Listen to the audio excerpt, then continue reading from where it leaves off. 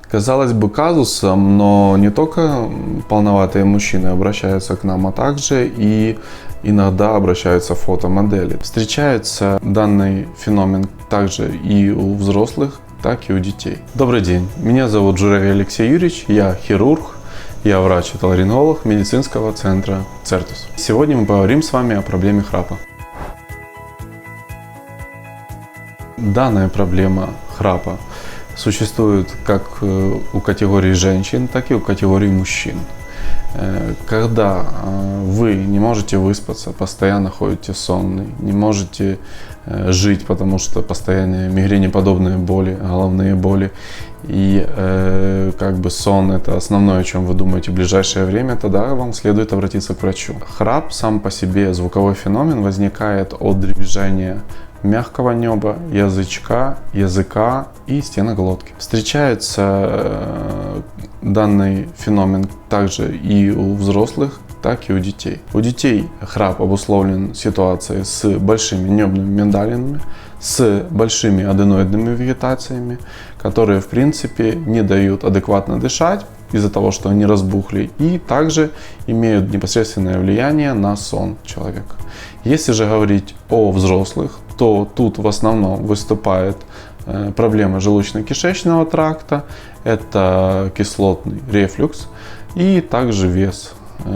Когда мы набираем вес, какая-то жидкость остается в тканях, и увеличивается небо, увеличивается язык, и мы получаем полное смыкание и невысыпание. То есть дыхание у нас по типу гипопное-апноэ, то бишь есть недостаток сна, недостаток дыхания во сне. Если говорить о том, какие бывают проблемы с храпом, они бывают как врожденного характера, то бишь проблемы с анатомией полости носа, полости глотки, и приобретенного, когда вследствие того, что мы сильно много питаемся, много отекаем, получаем дыхательные проблемы. Нужно понимать, что есть несколько видов лечения храпа. Одним из основных лечений храпа является СИПАП-терапия. Это маска, с которой вы спите всю ночь, и она подает кислород под давлением, тем самым чуть-чуть разодвигая небо и язычок. Другим видом лечения есть уволопалатофарингопластика. Это уменьшение язычка и дужек неба с целью как наиболее расширить полость глотки, чтобы ничто не мешало дыханию во время сна. Если у вас постоянный недосып, если у вас постоянный храп и уже не выходит коррекция данного вида феномена с помощью правильного лежания на какой-то из сторон, да, это операция для вас. Мы должны также понимать, что храп бывает разных причин. Одна причина – это вследствие того, что постоянно заложен нос, есть воспалительные процессы в носу. Также, возможно, есть искривление перегородки носа. Это способствует тому, что небный язычок растягивается, и, соответственно, мы получаем вторую форму – небный храп. Касательно самого небного храпа. Это растяжение язычка и дужек неба, вследствие чего тоже обтурируется полость. И третий вид храпа – это храп языковый.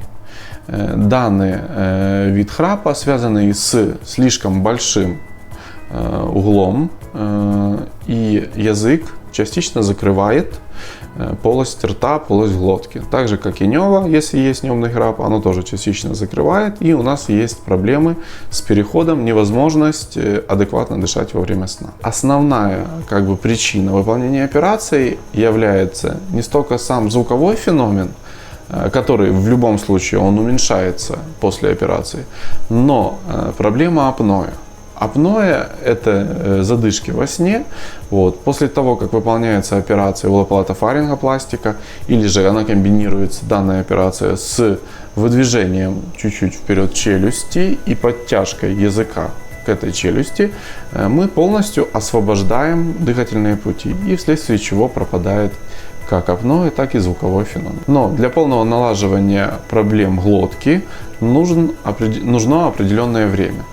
То бишь, сами апноэ и гипопноэ пропадут в течение недели после операции, а сам как таковой храп будет или полностью пропадет, или будет на минимальном звуковом феномене где-то через месяц. Опасности данной операции, как и везде, в любой операции есть риск осложнений, они невелики. В основном это кровотечение и периодически бывает болевой синдром.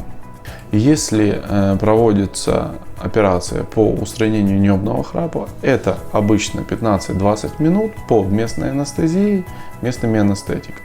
Если же у нас есть патология не только неба, но есть патология и языка, тогда операция занимает около часа-полтора. То есть мы чуть-чуть выдвигаем челюсть, тем самым снижаем язык и работаем с небом. Это все занимает около часа. Ближайшие 3-4 дня, как и после любой операции, чуть-чуть сложновато. В этот период до недели, 3-4 дня до недели, человек питается на облегченном, перетертом питании, которое не вызывает раздражения. С 7 дней можно уже вернуться к нормальному рабочему графику. Казалось бы, казусом, но не только полноватые мужчины обращаются к нам, а также и иногда обращаются фотомодели. То есть у каждого человека может быть такие проблемы. И да, мы их решаем хорошо, уверенно. Лично я провел операцию нескольким моделям, фотомоделям и моделям подиума по устранению храпа. Потому это может быть интересно и вам. Если у вас или у вашего супруга, родственника есть такая проблема, приходите, мы максимально вам поможем. Подписывайтесь на наш канал, переходите на нашу страничку. До скорых встреч!